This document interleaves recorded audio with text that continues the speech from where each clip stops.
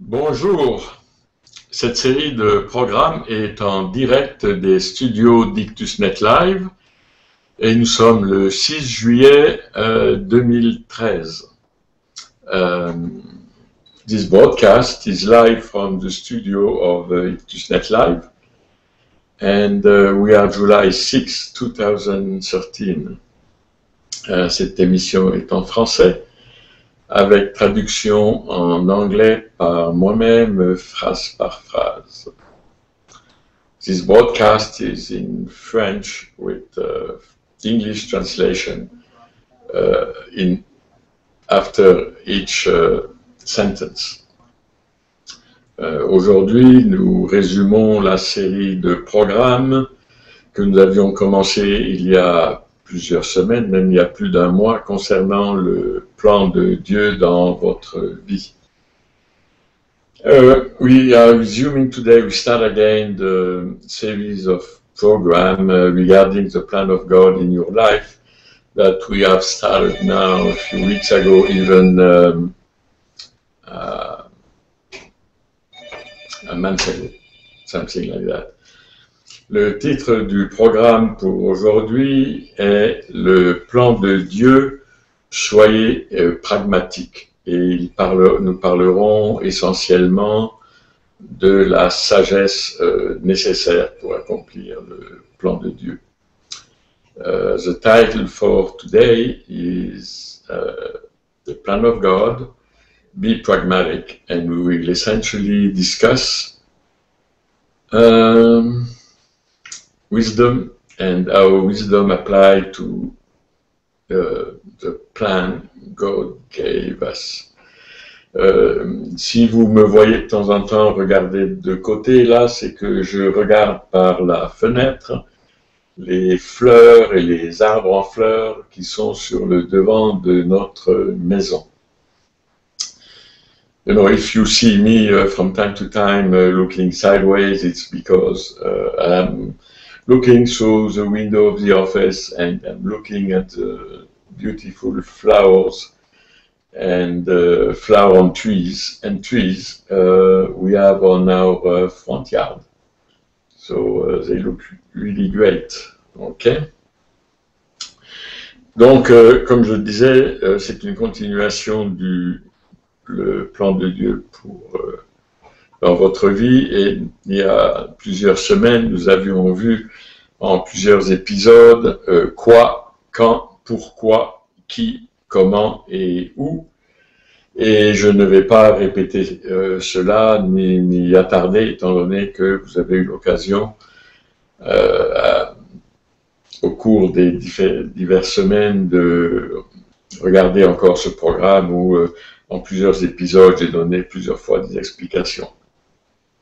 Few weeks ago, we talked on multiple occasions about what, when, why, who, how, and where regarding the plan of God. So I'm not going to dwell in it today.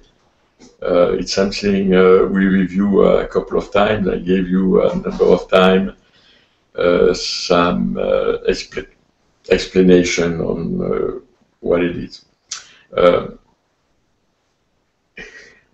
Lors des dernières émissions, je vous avais suggéré de relire les chapitres 2 à 4 de Néhémie, parce qu'ils sont fort à propos concernant le plan de Dieu dans votre vie. J'espère que vous l'avez fait, et si vous ne l'avez pas fait, ma suggestion est encore de le faire. My suggestion over the last few weeks was to read again the chapter 2 to 4 of the book of Nehemiah in the Old Testament. I hope you have done it, and if not, I suggest you do it again, because these three chapters, 2, 3, and 4, are important to really understand the plan of God in your life. Ok. Donc, le titre d'aujourd'hui, le plan de Dieu, soyez pragmatique. Être pragmatique, en fait, vient de la sagesse que Dieu nous donne et que nous devons cultiver. Okay? The title for today, as I said earlier, is The Plan of God, Be Pragmatic. And be pragmatic, it's derived or it's coming from the wisdom God is giving us. And it's up to us to get that wisdom to grow, in fact, we could say, to cultivate that wisdom and make sure it grows abundantly in our heart and in our intellect. Aujourd'hui, nous allons lire un grand nombre de versets, pas un grand nombre, mais un bon nombre de versets, et je vous suggère de prendre un crayon, un papier, pour noter les références de l'Ancien et du Nouveau Testament. Aujourd'hui, nous allons lire un nombre de versets concernant la sagesse, and I suggest, okay, today we will read a number of verses concerning wisdom. And I suggest you take a pen and a piece of paper so we could note the reference in the Old Testament and in the New Testament. Les versets que j'ai sélectionnés ne sont pas les seuls concernant la sagesse, il y en a beaucoup plus, mais je pense qu'ils sont importants concernant le plan de Dieu pour votre vie. The verses about wisdom are not the only one of the Bible. There is many more verses about wisdom, but I selected a couple of them that are relevant to the plan of God in your life. So we'll start with the Old Testament and we'll move forward in the New Testament. On va commencer avec l'Ancien Testament et on va se déplacer dans nos lectures doucement vers le Nouveau Testament. Le premier verset que je voudrais vous mentionner est Exode 31, le verset 33. Exode 31, verset 33, qui nous dit en français « Et je l'ai rempli de l'Esprit de Dieu, qui lui confère de l'habileté, de l'intelligence, de la compétence pour exécuter toutes sortes d'ouvrages. » In English, Exodus 31st, verse 33. And they have filled him with the Spirit of God in wisdom and understanding, in knowledge, and in all manner of workmanship. Et quand on parle dans ce verset de toutes sortes d'ouvrages, c'est des ouvrages que normalement nous faisons dans notre vie, que ce soit en tant qu'employé, étant donné que ce soit nos propres affaires, étant donné, ça peut être un pasteur, être un homme de Dieu, un enseignant de la parole de Dieu. Et in that verse, when we read in all manner of workmanship, it refers to our life in general, being, for example, working for somebody, being the owner of a business, working for a non-profit organization, being a pastor, being a man of God, being a teacher, etc. Et donc, l'Esprit de Dieu, en fait, que nous avons en nous quand nous sommes nés de nouveau, nous donne l'habileté, l'intelligence et la compétence.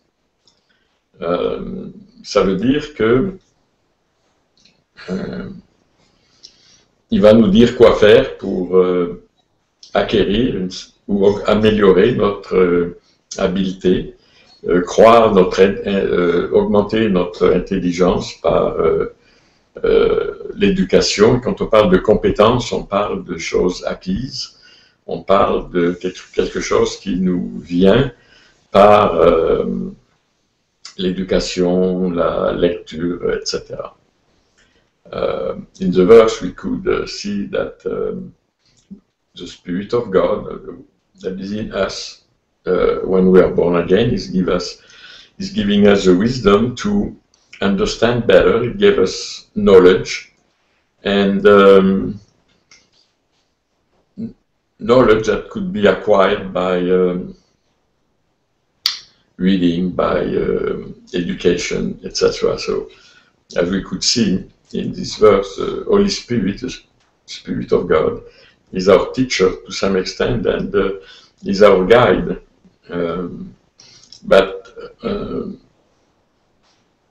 Le Saint-Esprit, donc, est notre enseignant et notre guide dans ce que nous apprenons concernant l'habilité que nous acquérons et notre intelligence, mais il ne faut pas croire que l'intelligence, comme l'argent, pousse dans les arbres.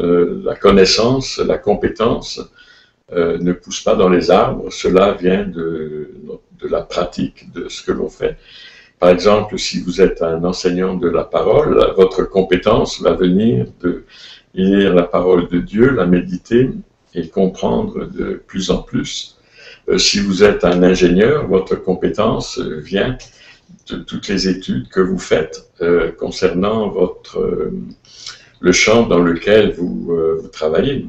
Si vous voulez construire un pont en tant qu'ingénieur, vous devez apprendre la résistance des matériaux, vous devez apprendre la dilatation des matériaux, etc. C'est quelque chose que vous acquérez, mais que vous pouvez acquérir grâce à l'Esprit de Dieu qui est en vous et qui facilitera cette compréhension. The understanding and knowledge you need will be acquired with the Holy Spirit as your teacher. For example, if you are a pastor or a teacher of the Word of God, the Holy Spirit will guide you in your reading the Bible, meditating the Bible, and will give you the wisdom to apply the verse or the content of the Bible and sharing it with the people listening to you. If you are, let's say, a mechanical engineer, and your main job is to build a bridge, the Holy Spirit will guide you in finding the right place or the right book and the right documents where to learn, to get mechanical knowledge, assess the tensile strength of metal, the strength of nuts and bolts, dilatation of material, etc. Donc, les ouvrages pour résumer, les ouvrages que l'on va faire grâce à la sagesse que nous avons acquis sont pour tout ce qui est dans notre vie. Donc,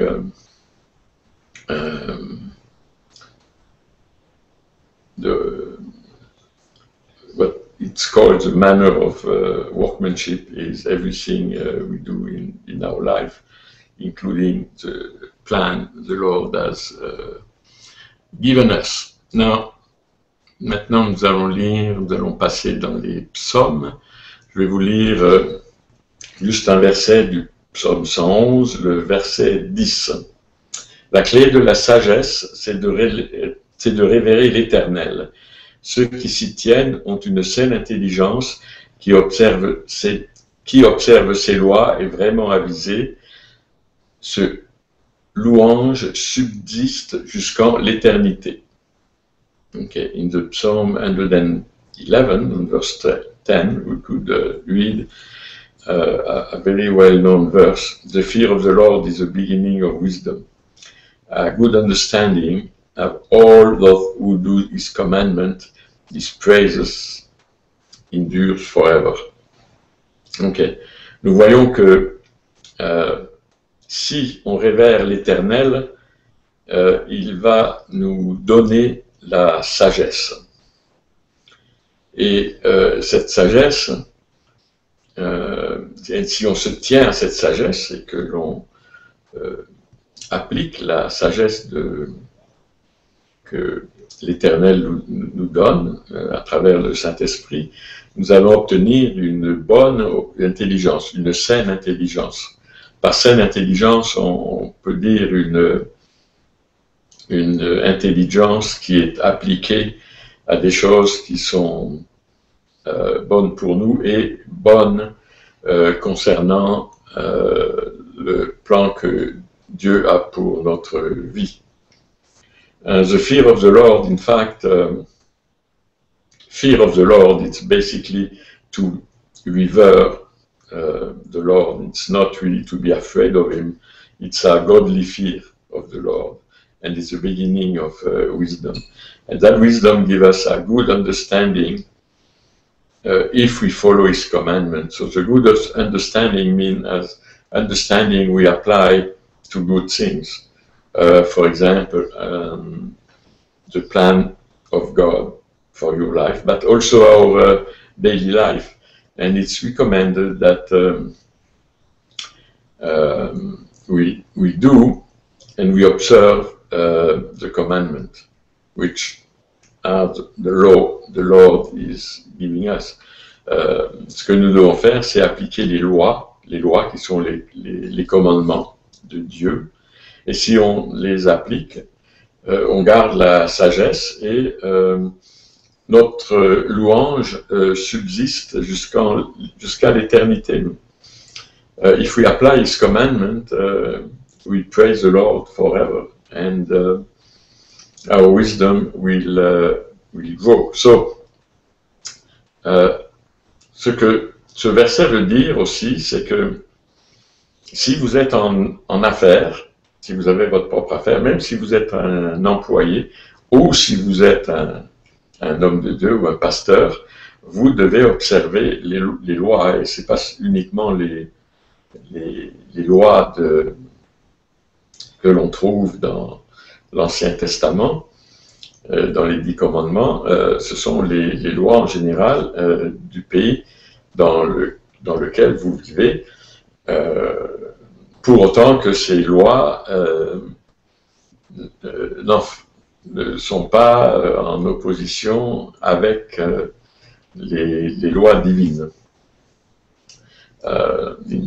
To resume what is really the message of the verse, of the 10th verse of chapter 111 we read from the Psalm. We talk about commandments, but it's basically talking about laws. And it's not only the law which are included in the 10 Commandments, but it's also the laws you could apply in your day-to-day life, being a businessman or being an employee or being a man of God. You should obey the law of the land, and as long as they don't contradict the law which are in the 10 Commandments. Juste pour donner un exemple, quand une loi d'un pays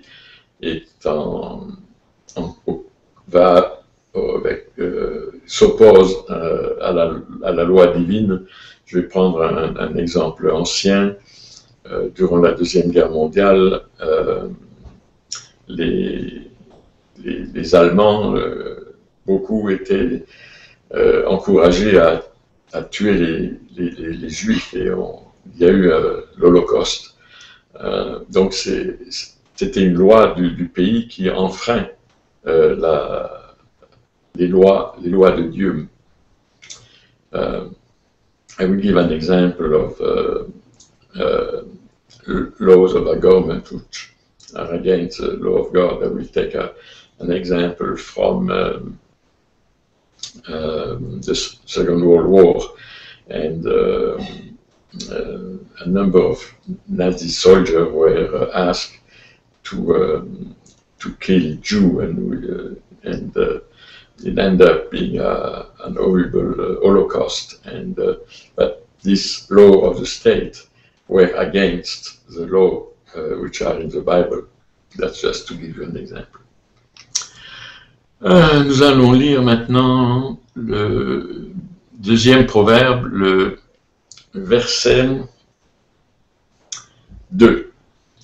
Si tu prêtes une oreille attentive à la sagesse, en inclinant ton cœur vers l'intelligence. The Proverb 2, verse 2 says, so that you incline your ear to wisdom and apply your heart to understanding. Si tu prêtes une oreille attentive à ton intelligence, à la sagesse, dans ce cas-là, wisdom, sagesse, donc la sagesse, dans le texte original est du féminine et peut être mis en parallèle avec le Saint-Esprit, dans un certain sens. The word wisdom in Proverbs 2:2 is feminine, and it's basically looks like the Holy Spirit. So what we have to do is understand, listen to the Holy Spirit. Ce que l'on doit faire, c'est écouter finalement la sagesse, le Saint-Esprit, et l'avoir dans son cœur. The Holy Spirit and the wisdom is giving us is in our heart. Et ce que l'on doit faire avec la sagesse qui est donc dans notre cœur, on doit l'appliquer vers l'intelligence. Dieu nous a donné une intelligence et on peut l'appliquer pour des bonnes choses ou des mauvaises choses. Par exemple, un gangster a une certaine intelligence pour voler des banques, mais ce n'est pas l'intelligence que l'on doit appliquer. L'intelligence que l'on doit appliquer, c'est pour s'améliorer, pour résoudre des problèmes qui font partie du plan de Dieu dans notre vie, de façon à ce que nous réussissions dans ce plan. We should apply the wisdom to our understanding, which basically to our intellect. Now, there is different kind of intellect. It could be used or understanding could be used for good things or for bad things. For example, a bank robber will use his understanding or intelligence to open a safe and grab the money inside. That's not the type of understanding the verse is talking about. The verse is talking about the understanding or being able to do things to accomplish successfully the plan of God in our life. No. So, l'intelligence ou notre compréhension a un rôle essentiel à jouer dans notre vie, et c'est quelque chose aussi qui peut croître et qui se cultive, et comme je le disais précédemment, se cultive par l'éducation, se cultive par ce que nous lisons, se cultive par contact avec d'autres personnes et échangeant des idées. Our understanding or intellect, both of them have a role, and a crucial role to play in our life. The role they play in our life will help us to solve problems, and but how do but that intellect or intelligence has to grow in us if you want to be successful. Now, to grow our intelligence, one of the key is, and has always been, it's education. It's also good material we are reading. It's contact with other people where we could exchange ideas and debate ideas without shouting at each other, by understanding the point of view of each other. Un autre verset dans un proverbe, dans le proverbe, le 4e proverbe au verset 11, qui nous dit c'est la voie de la sagesse que je t'enseigne, je te guide vers de droits chemins. Proverb 4:11 said, I have taught you in the way of wisdom, I have led you in the right path. On voit donc que la voie de la sagesse, donc, qui est finalement le Saint-Esprit qui est notre enseignant, la voie de la sagesse que je t'enseigne. Et cette sagesse, finalement, nous guide dans le droit chemin. Cette sagesse fait en sorte que on ne va pas s'égarer sur des chemins tortueux ou des chemins qui sont pernicieux, par exemple, des chemins qui nous amèneraient vers la criminalité, etc. La sagesse du Saint-Esprit nous guide toujours vers des chemins qui sont droits. Finalement, ces chemins qui sont droits nous permettent de réaliser le plan de Dieu dans notre vie. The wisdom of the Holy Spirit, in that case, is leading us in right path. The meaning is in paths such as we avoid, for example, criminal path. We go in path where we will fulfill the plan of God in our life. It's not always an easy path, but it's mentioned the right path. It's not mentioned it's easy, and you will be able, by following the Holy Spirit, your teacher, you will be able to move in the direction of success.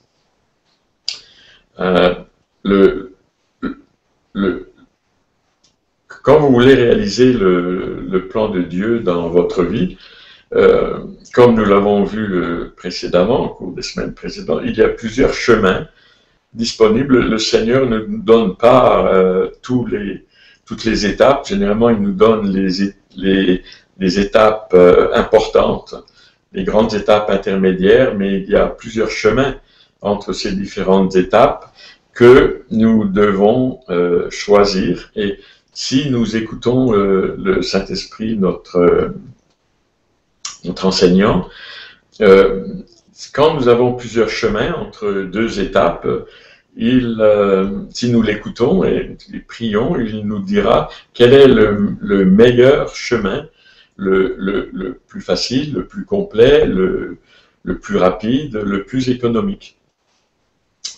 In order to achieve the plan of God, or to fulfill the plan of God in our life, the Lord doesn't give you all the small steps to do.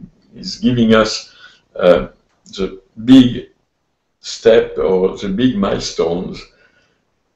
And between these milestones, there is a number of paths we could choose. And if we listen to the Holy Spirit, and if we listen to His guidance or His teaching, and we pray about it, He will guide us, or He will help us to select the best path between two milestones. The path which is the fastest, the more elegant, which costs the less, and that is the most effective. So always listen to the guidance of the Holy Spirit before you make a decision regarding the plan of God for your life. Concernant le plan de Dieu pour votre vie, je le répète, n'oubliez pas de consulter le Saint-Esprit et de l'écouter. Il vous donnera toujours le meilleur chemin. Nous allons voir un autre verset dans les Proverbes. Proverbe 8, verset 12. « Moi, je suis la sagesse, j'habite à côté de la réflexion, j'ai découvert la science et la circonspection. » We're going to read now Proverb 8, the verse 12. I, wisdom, dwell with prudence, and find out knowledge and discretion. Okay. En deux mots, ce que ce verset veut nous dire, c'est de ne pas négliger l'éducation. Le Saint-Esprit nous le conseille. Ne pas négliger la science. La science et la religion, la science et la chrétienté, la science et la Bible ne sont pas des ennemis. Trop souvent dans le passé, la science a été ridiculisée. Exemple, Galilée, etc. Dans notre site web, IctusNet Live, si vous allez à la page Médias, il y a une sous-section que vous pouvez regarder concernant la science, et il y a pas mal d'enseignements ou de faits intéressants concernant la science et la religion. Ce que le Proverbe 8.12 nous dit, basically, is do not neglect education. Consider science, it's important. Too often in the past, science was ridiculed. I will take the example of Galilei, for example, where his science or his discovery were ridiculed. If you want to know more about science and religion, I suggest you go to IctusNet Live, to the website, and you open the page, the media page, and there is a subsection. You will find a link which is called Science, and you will find a number of teaching and a number of articles which indicate that science and religion are not enemy, but to some extent they complement each other.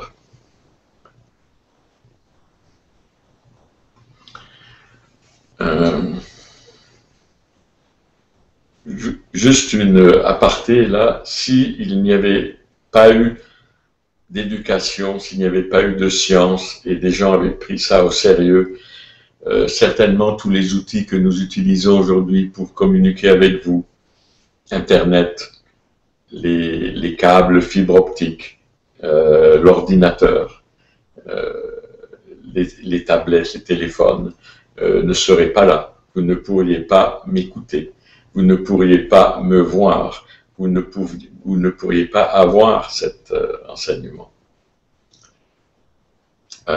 It's because of education that science has been able to progress, and what is important, you are reaping the benefit of education of adults and also the science they have developed. Without education and science,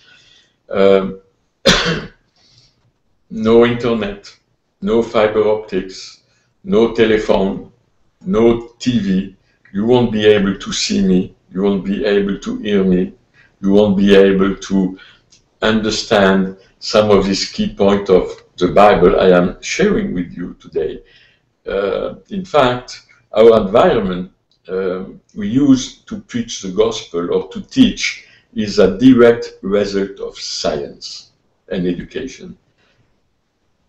Par exemple, si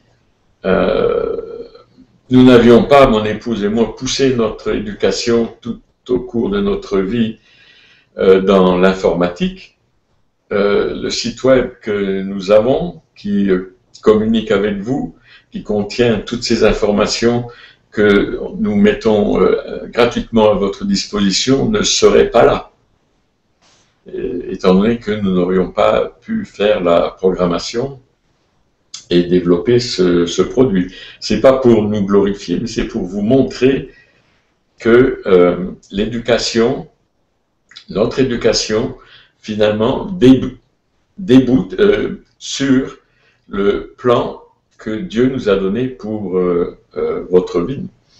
I just mentioned that the fact that my wife and myself, I spent almost all our life studying computer science. We have been able to develop this website, Ictusnet Live, you could enjoy now. And this is not to glorify what we are doing or ourselves, it's just to show you that because of education and continuous education, we have been able, or we are able to do the plan God gave us for our life. So again, do not neglect education. If you have a chance, you have not done yet, go to college, go to university, read, etc. It's very important. Maintenant, nous allons lire dans le Nouveau Testament, dans Éphésiens 5, le verset 15. Veillez donc avec soin à votre manière de vivre. Ne vous comportez pas comme des insensés, mais comme des gens sensés. Éphésiens 5:15, Ephesians 5:15. See then that you walk circumspectly, not as fools, but as wise. Ok. Dans notre vie, que ce soit notre vie professionnelle, notre vie spirituelle, c'est-à-dire toute notre vie dans son ensemble, doit refléter auprès des autres personnes que nous sommes des gens sensés. Pourquoi ceci est important? Parce que si nous sommes des gens insensés, nous aurons beaucoup de mal à dire aux autres qu'ils doivent accepter Jésus comme leur Seigneur et Sauveur. Quel impact aurions-nous sur eux et sur leur vie? Aucun. Our life, our Christian life, spiritual life, our business life, our daily life, in fact, our life as a whole should reflect that we are wise and we are not fools. Okay. Why is that important? Because, well, let's assume we behave as fools. And a lot of Christians, I'm sorry to say, are behaving as fools. So, should we behave as fools,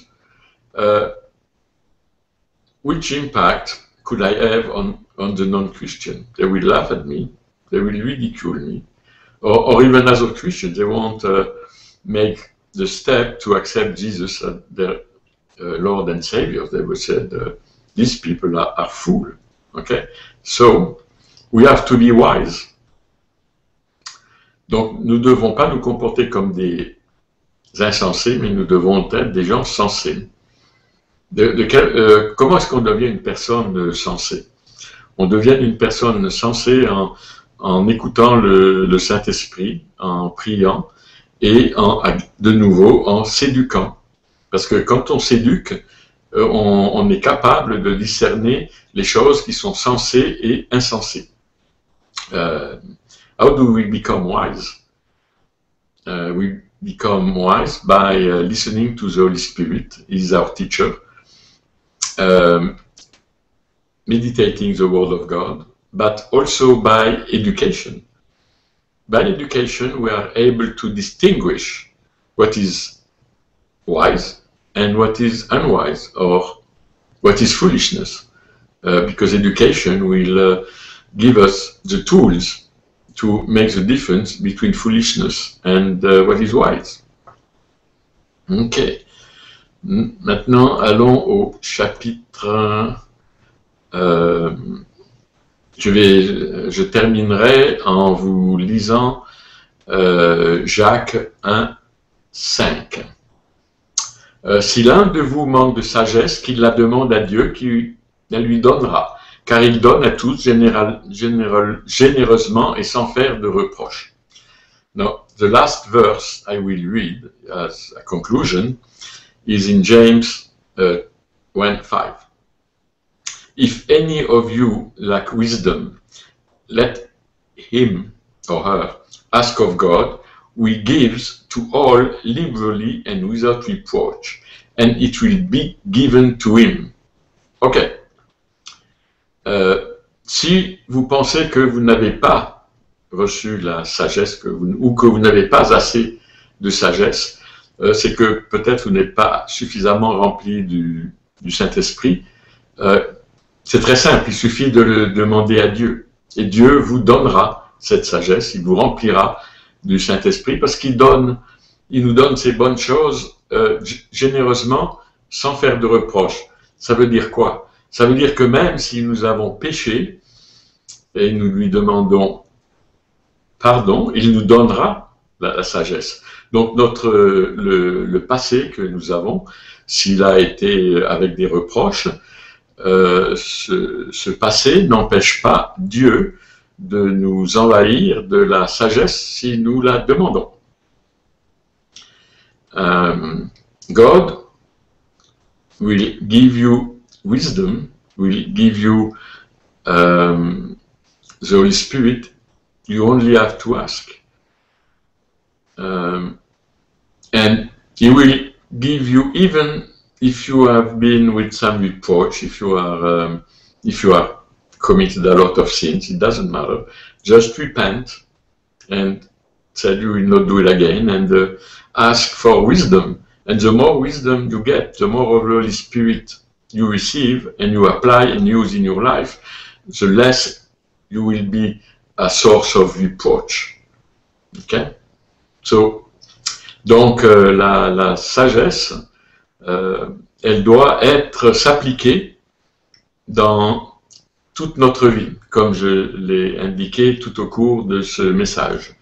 La sagesse doit nous guider dans nos emplois, dans nos affaires, dans notre vie familiale, dans notre vie spirituelle et dans notre vie avec les autres. Wisdom should guide us in all our life, in our job, in our business, in our church, in our families, and in dealing with other people. So, comme je l'ai dit, je le dis généralement, ce n'est pas compliqué. Et ce verset est une illustration. Ce n'est pas compliqué.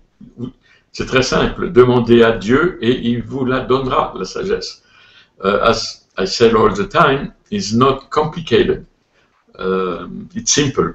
Ask and the Lord will give you the wisdom you need.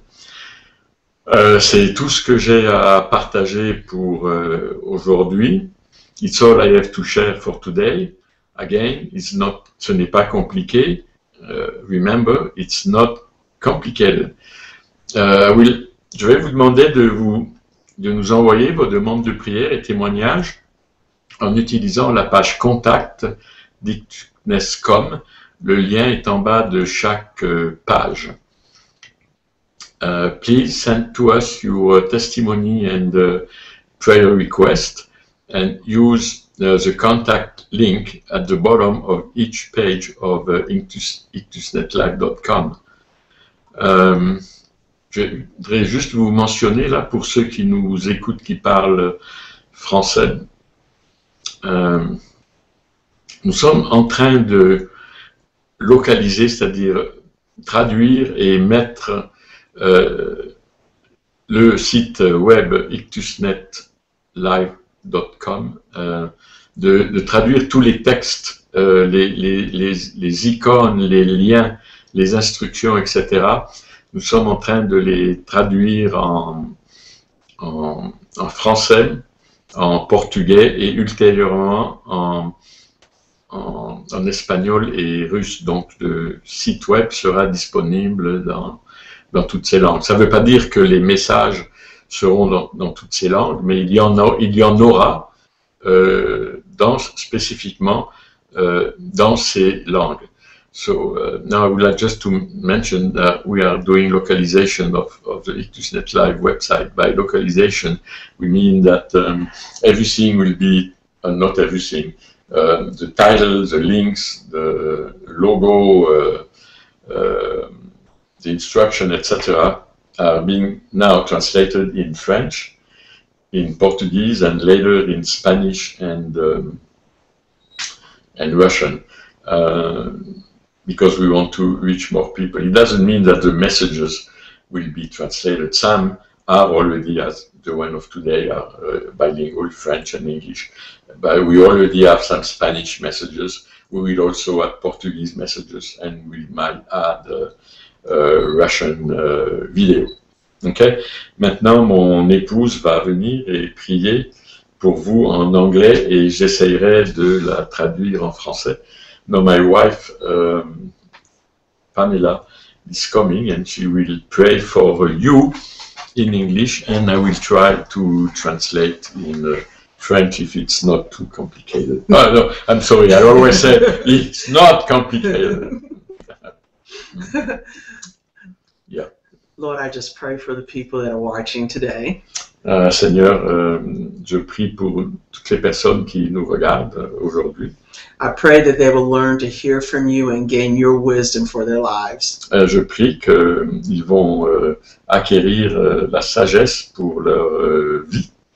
I just thank you, Lord, that you have wonderful plans for each person watching.